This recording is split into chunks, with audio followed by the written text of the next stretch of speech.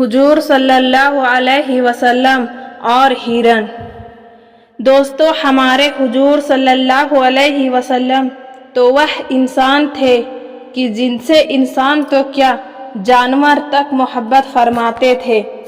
حضور پاک صلی اللہ علیہ وسلم ایک بار مدینہ طیبہ سے باہر اپنے کسی کام سے تشریف لے جا رہے تھے۔ تھوڑی دور چلنے کے بعد اللہ کے رسول صلی اللہ علیہ وسلم کو اپنے پیچھے سے ایک آواز سنائی دی، اے اللہ کے رسول۔ اللہ کے رسول نے پیچھے مڑ کر دیکھا لیکن وہاں تو کوئی بھی نہیں تھا۔ اللہ کے رسول صلی اللہ علیہ وسلم آگے بڑھنے لگے تو اچانک وہ آواز پھر سے آئی کہ اے اللہ کے رسول۔ آپ صلی اللہ علیہ وسلم نے پیچھے مڑ کر دیکھا تو وہاں تو کوئی بھی انسان نہیں تھا۔ اللہ کے رسول آگے چلنے لگے لیکن وہ آواز پھر سے آئی کہ اے اللہ کے رسول۔ تو اس بار آپ صلی اللہ علیہ وسلم نے پوچھا، کون ہو تم؟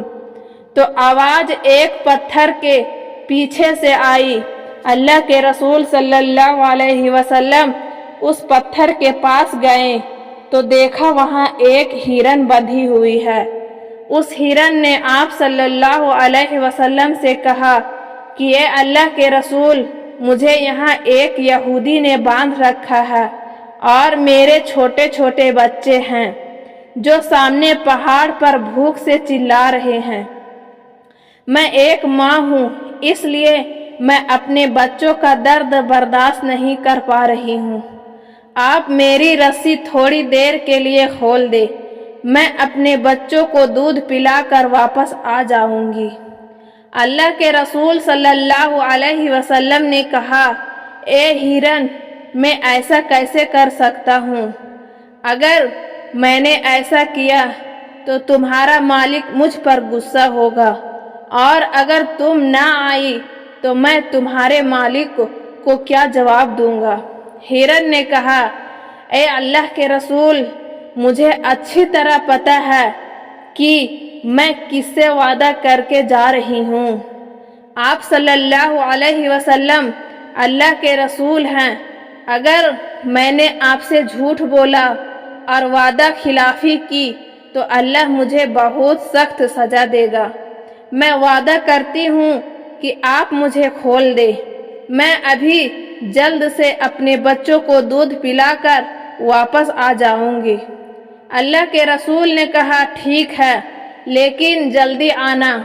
اور پھر اللہ کے رسول صلی اللہ علیہ وسلم نے اس ہرن کی رسی کھول دی۔ وہ ہرن دوڑتی ہوئی پہاڑوں کی طرف چلی گئی۔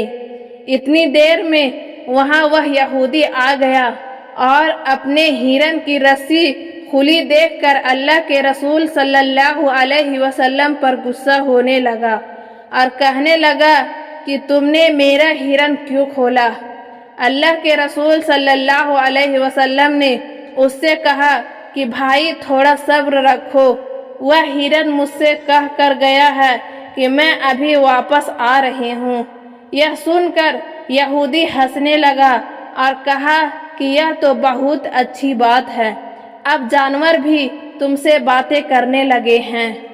اللہ کے رسول نے کہا، میرا یقین کرو، وہ ہرن ابھی واپس آ جائے گا۔ یہودی نے کہا، ٹھیک ہے، اور اگر واپس نہیں آیا تو آپ کو اس کی قیمت ادا کرنی پڑے گی۔ آپ صلی اللہ علیہ وسلم نے کہا، ہاں میں تیار ہوں۔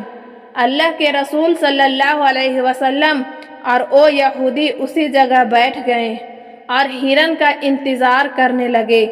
کافی دیر گزر چکی تھی۔